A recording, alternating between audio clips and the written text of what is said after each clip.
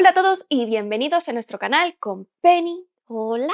Y yo soy Mary y hoy os traigo un nuevo integral del Thor guionizado por Jason Aaron, El trueno en las venas. Se trata en concreto del cuarto integral de este Thor, que además está dibujado en su mayor parte también por Russell Dauterman, que dibujó el integral anterior, y contiene los números del 1 al 12 de la serie regular de ese momento de Thor, que es el inicio del volumen 3 del poderoso Thor que se publicó durante el 2016. Son unos números que están protagonizados por la Thor femenina, que ya sabemos ahora mismo que es Jane Foster, mientras lucha contra la alianza de Roxxon y Malekith el Maldito. En estos números vemos aparecer por primera vez en la serie regular de Jason Aaron el personaje de Loki, que no había aparecido hasta ahora, y al contrario que en el volumen anterior, que solamente acabaron siendo 8 números, de momento Thor Odinson no aparece en el presente del cómic, sino solamente en flashbacks y en una escena del presente, que dura 2 páginas, por lo que se dejan las consecuencias de los eventos de Secret Wars para Thor Odinson para el futuro. Al ser el evento de Secret Wars un reinicio del universo Marvel, supuso el cierre del volumen anterior y el comienzo de uno nuevo. Pero Jason Aaron sigue la historia donde la dejó, es decir, no se ve interrumpida por estos reinicios de la colección, porque de hecho este es el tercer volumen que inicia Jason Aaron. Este cuarto volumen integral está siendo publicado por Panini Comics con 296 páginas y actualmente tiene un precio de 33 euros. A diferencia de los anteriores, estos números, siendo una historia continuada porque cada número empieza donde lo dejó el anterior, no está estructurada en diferentes arcos, sino que la mayoría son números sueltos con un único título y de vez en cuando a lo largo de estos números hay algún flashback y también se cuentan algunas leyendas, como ya veíamos en los números anteriores de Jason Aaron, relacionadas con el propio Thor siendo más joven o bien con el martillo de Thor, porque aquí vamos a ver también algunas cosas de él. Estos flashbacks y leyendas están dibujados por otro dibujante para que destaque gráficamente de la serie regular. Los números son el número 1, El trueno en sus venas, el número 2, La guerra élfica, el número 3, La saga de Thor y Loki, el número 4, El juicio de la madre de todos, el número 5, La guerra civil de los dioses, el número 6 y 7, que es el único arco que hay, el vikingo más fuerte que existe, el número 8, Señores de Midgard, el número 9, El imperio Ager, el número 10, La batalla de la isla Roxxon, el número 11, El mejor amigo de Thor y finalmente el número 12, El origen jamás contado de Mjolnir. En general son unos números que están muy bien llevados y amenos, la trama está bastante bien, que de hecho no se hacen pesados de leer en ningún momento porque tienen ideas y desarrollos interesantes. Además, no tiene la irregularidad que el volumen anterior, que se veía afectado por diferentes supereventos de Marvel, y todos los números, como os he dicho, forman parte de la trama que está desarrollando Jason Aaron. Además, el dibujo de Dauterman en general funciona muy bien, especialmente a la hora de dibujar a Thor, como ya sucedía en el volumen anterior. Hay que decir que, a pesar de ser el inicio de un nuevo volumen, y como no pasaba en los anteriores, no es aconsejable leerse este volumen si no te has leído antes el resto de los números de Thor guionizados por Jason Aaron. No hace falta haberse leído toda la historia Marvel de Thor, pero sí lo de Jason Aaron o como mínimo desde la aparición de la nueva Thor al inicio del volumen anterior. El guión de Jason Aaron sigue en la línea de los volúmenes anteriores, aunque para mí el mejor es sin duda el primer integral, pero sigue teniendo la complejidad que le da Jason Aaron, porque hay diferentes tramas, pero esta vez no son tramas que jueguen con varios Thors a la vez, sino que hay varias líneas que creo que se pueden dividir principalmente en 3. En primer lugar, la guerra civil dentro de Asgard propiciada por Odín y su obsesión para quitarle el martillo a la nueva Thor, a quien considera una ladrona, y esto lo lleva a tomar unas decisiones cuestionables como ya sucedió en los números anteriores. Odín aquí se presenta más que nunca como alguien egoísta y corto de miras que puede llegar a ser cruel cuando quiere y que está, como os digo, obsesionado con esta nueva Thor, y esta obsesión no le deja ni siquiera ver que su reino está siendo amenazado por la unión entre Roxxon, Malekith y los gigantes de hielo, estando cegado incluso ante su propia esposa Freya sobre quién busca venganza. La segunda línea es la conspiración entre Roxxon, los gigantes de hielo y Malekith para conquistar y explotar los nuevos reinos, para conquistar por parte de Malekith y explotar por parte de Roxxon con el personaje del Minotauro. Thor intenta luchar contra ellos con el apoyo tanto de Freya como de la gente de S.H.I.E.L.D., Ross Solomon, Además, en esta línea se va a producir también la aparición de Loki, que no sabemos exactamente cuál es su objetivo principal, porque va oscilando entre las dos bandas con su madre Freya y con su padre renacido, el rey de los gigantes de hielo, Laufey. Además, en los últimos números también habrá una trama muy interesante dentro de esta misma en Midgard, en la Tierra, en la que los diferentes cabecillas de Nueva York van a intentar luchar también contra Ager porque creen que se está quedando con demasiada parte del pastel. Y finalmente, la tercera línea es la lucha de Jane Foster como Jane Foster para mantener su identidad secreta y sobre todo en su lucha contra el cáncer que sufre, que en estos primeros números descubriremos que se está muriendo del cáncer porque cuando se convierte en Thor, el poder del trueno elimina todas las sustancias que considera tóxicas dentro de su organismo, incluyendo la quimioterapia, por lo que el tratamiento es completamente ineficaz porque no puede evitar convertirse en Thor para salvar a alguien, así que el cáncer la está matando poco a poco. De todo esto me parece especialmente importante la construcción de Thor y Jane Foster que sigue haciendo Jason Aaron ahora que ya ha descubierto su identidad, porque esto le permite jugar con los dos aspectos de su protagonista que antes no podía hacer, presentando a Jane como alguien que físicamente está muy debilitada, pero que es también muy fuerte y con una voluntad férrea, porque está dispuesta a sacrificar su vida para salvar al mundo como Thor, a pesar de que sabe que esto es una condena para ella. En general, durante todo el guión, Jason Aaron da muchísima importancia a los papeles femeninos con personajes femeninos muy fuertes, no solamente con el personaje de la propia Freya o de Ross Solomon, sino con otros personajes femeninos que aparecen, empezando por Lady Sif, que se presentan como personajes fuertes y con un importante sentimiento de autosacrificio, mientras que los antagonistas son casi todos ellos personajes masculinos que intentan eliminar a estas mujeres. Más que nada porque no aparece el Thor original, Thor Odinson, y además Odín, en este caso, es un personaje antagonista claro. Tampoco todos los personajes masculinos son negativos, pero sí que es cierto que hay esta contraposición. Al final, esta nueva línea nació en el momento que nació y con el objetivo que buscaba. Y es precisamente el trabajo con Loki otro de los aspectos muy positivos del guión, porque lo presenta como alguien completamente incomprendido por todos, que bueno, esto no es algo nuevo, porque es percibido como alguien que en el mejor de los casos no es de fiar y en el peor de ellos como un villano, y cómo él utiliza esta ambivalencia sobre su percepción para llevar a cabo su propio juego y conseguir sus objetivos mientras es despreciado por todo el mundo. Pero tanto el guión como especialmente el dibujo demuestran que es una persona realmente compleja, que no le es indiferente lo que los demás piensen de él, pero que también tiene una determinación férrea a la hora de conseguir sus objetivos. En conclusión, son unos números que creo que mantienen el nivel de los guiones de Jason Aaron y que se mantienen a menos en todo momento cuando no son simplemente buenos números. En relación a la narrativa gráfica, al igual que el tomo anterior, sin ser especialmente original, es dinámica y funciona muy bien, especialmente a la hora de presentar diferentes ángulos en una misma escena. Esto es porque el dibujo de Russell Dauterman es bueno, a mí no me gusta tanto como es Sad Ribic, como ya os dije en el tomo anterior, pero su dibujo lo veo incluso mejor que en el otro integral, porque se lo ve más cómodo a la hora de dibujar a los diferentes personajes. Eso sí, sigo teniendo problemas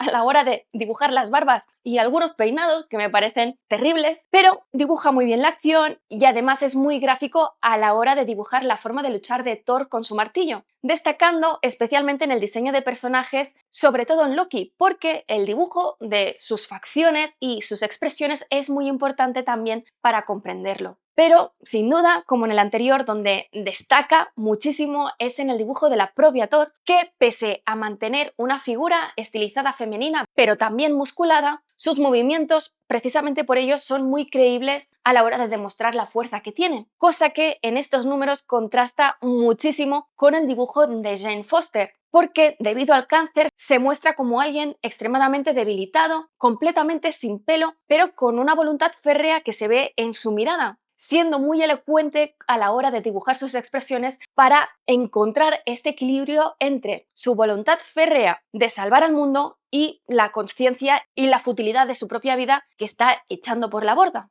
El entintado de este dibujo funciona también muy bien, es una línea gruesa para los contornos y unas líneas mucho más finas a la hora de dibujar las expresiones, pero esto hace que también, a su vez, que cuando los personajes son pequeños dentro de las viñetas, se pierda bastante el detalle. Además, se opta por no utilizar grandes manchas de tinta para hacer las sombras, sino que se dejan al uso del color. En cuanto al color de Matthew Wilson, funciona también muy bien junto con el dibujo de Dauterman porque se equilibran muchísimo el uno al otro. Opta generalmente por el uso de una paleta muy brillante cuando aparece Asgard o cualquiera de los nueve reinos que no sea Midgard, porque en Midgard siempre utiliza unos colores más mitigados o rebajados porque al final es la Tierra y nuestra realidad. Asimismo, distingue los diferentes reinos con las paletas de colores. Por ejemplo, utiliza el azul para cuando está en Jotunheim o aparecen los gigantes de hielo, el dorado para todo lo relacionado con Asgard, los colores terrosos para la Tierra o bien el multicolor y los colores muy brillantes cuando se usa la magia o bien en las escenas del espacio.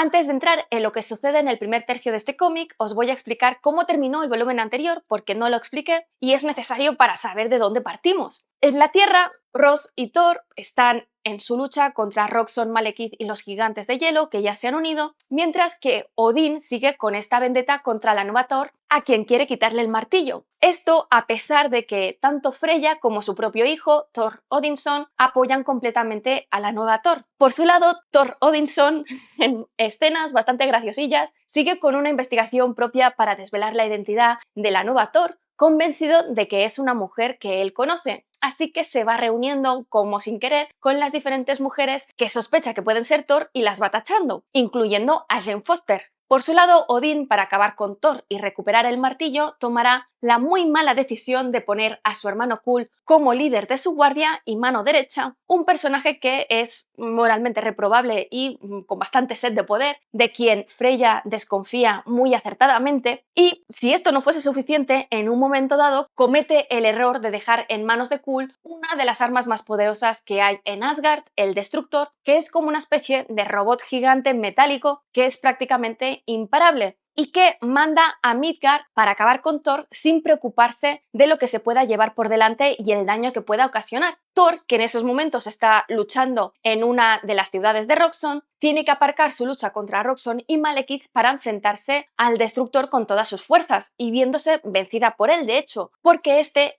incluso llega a quitarle en un momento dado a Mjolnir. Pero Odín, obcecado con esta venganza que se ha montado él solo, en lugar de hacer volver el Destructor a Asgardia y recuperar el martillo, le ordena a su hermano que le dé una lección a Thor, es decir, que le dé una paliza descomunal. Freya, ante esta situación, algo que ha intentado evitar desde el primer momento, junto con su hijo, informa a Odín que no le queda otro remedio que actuar como la madre de todos y enderezar sus malas acciones y reunir un ejército para enfrentarse al Destructor que aparentemente está desbocado, porque ella no sabe que lo está controlando Kul. Odín aprovecha esta situación para reunir en una misma sala a las sospechosas de Thor, porque quien no acuda será Thor. Pero cuando Freya y Thor Odinson descubren que es Kul quien está controlando el Destructor, ellos dos y todas estas guerreras que Odín ha reclamado ante su presencia declaran su alianza a la nueva Thor y se van a Midgard a ayudarla. En medio de esta batalla, Thor Odinson no desaprovecha la oportunidad para preguntarle a Thor una vez más sobre su identidad y Odín no parará hasta que la lucha se desmadra completamente y el Destructor está a punto de matar a Freya ahogándola, momento en el que ella aprovecha para dirigirse hacia él para hacerle reflexionar y Odín finalmente le pide a su hermano que pare la lucha. Tras la desaparición del Destructor, los dos Thors se quedan solos y una vez más Odinson intenta descubrir la identidad de Thor convencido de que se trata de Ross Solomon, pero esta convicción desaparece rápidamente porque aparece allí la propia Ross que está luchando también contra Roxxon y mientras tanto en Asgard Odín le prohíbe a Freya que entre en la sala del trono y en Jotunheim están Malekith, Ægir y los gigantes de hielo reunidos ante la calavera de Laufey y consiguen devolverle la vida después de haber masacrado a 100 elfos de luz con su sangre. El volumen termina con Thor volviendo a Asgardia, revelando por fin su identidad para todos cuando recupera su forma mortal y desvela ser Jane Foster, momento en el que colapsa completamente en el suelo por su extrema debilidad y los esfuerzos que ha hecho como Thor.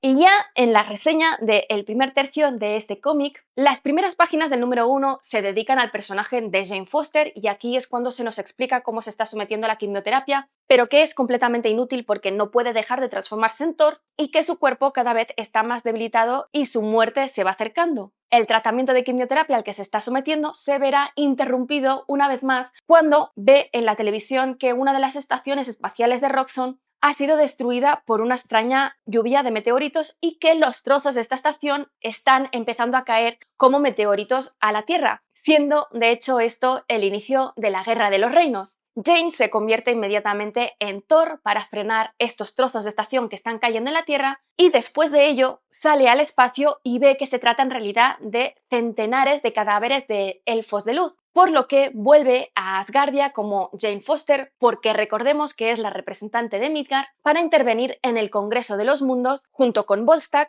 y conseguir que se opongan a Malekith y Aegir. Pero, a pesar de sus esfuerzos, el Congreso pone en duda que haya ocurrido esta masacre y decide no intervenir. Después de esto, se reúne como Jane Foster con Freya en su celda para informarle que la guerra que tanto temía ha empezado, por lo que Freya, ante la inacción de Odín, le pide que le diga a Thor, o sea, a ella misma, que haga todo lo que pueda. En estas escenas, mientras se pasea por Asgardia como Jane Foster, vemos que está llena de carteles de se busca contra Thor por robar el martillo y luego, ya como Thor, acabará siendo atacada por la Guardia del Trueno de Asgard, liderada por Kul, unos eventos que por otro lado van a ser los inicios de la Guerra Civil de Asgardia. El número se termina con la reunión del Consejo Oscuro, que es como se autodenominan la unión de Malekith, Aegir, Laufey y el resto de sus compinches, sorprendiéndonos a todos con la aparición de Loki, que ofrece su ayuda diciendo que vuelve a ser malvado porque es más divertido y que quiere unirse al consejo para poder matar a la nueva Thor y además acercarse a su padre ya que ha renacido. Pero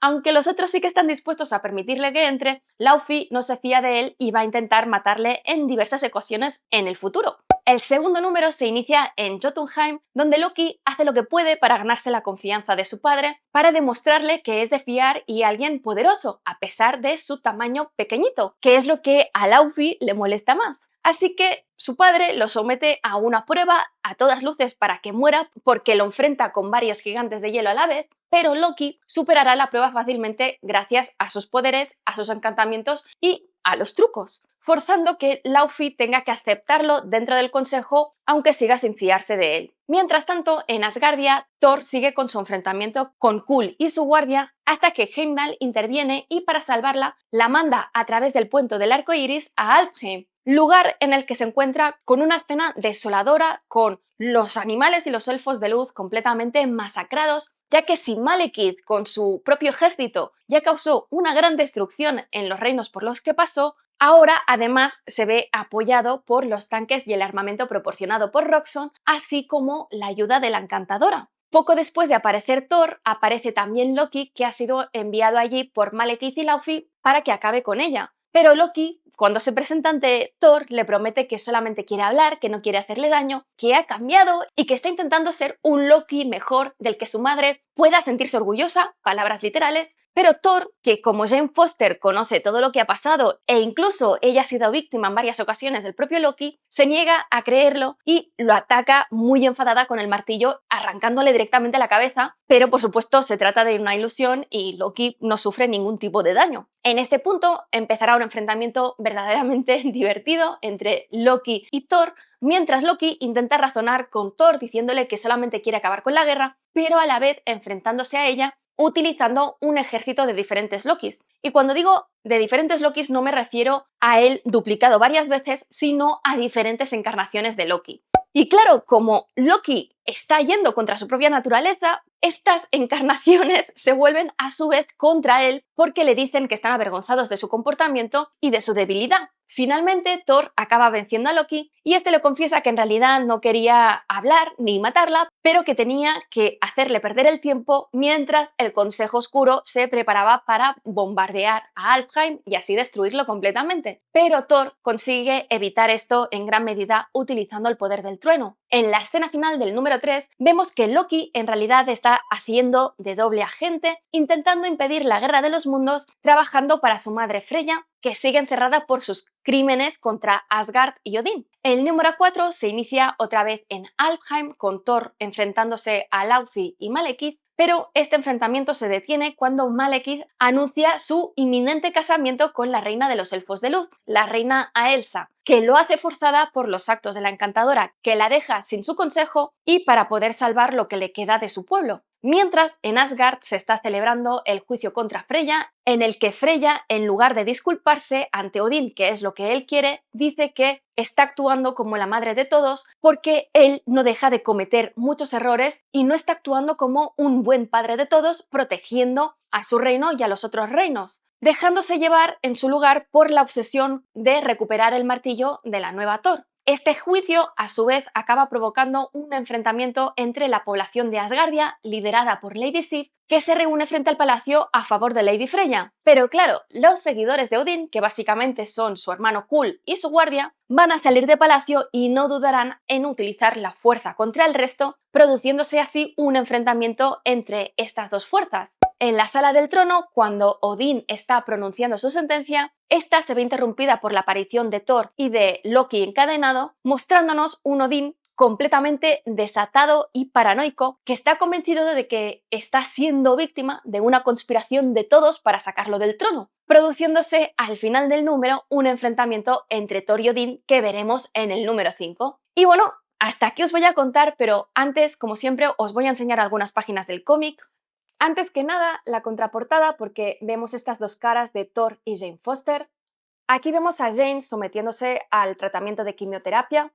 y aquí cuando se convierte con Thor para detener la caída de la estación espacial.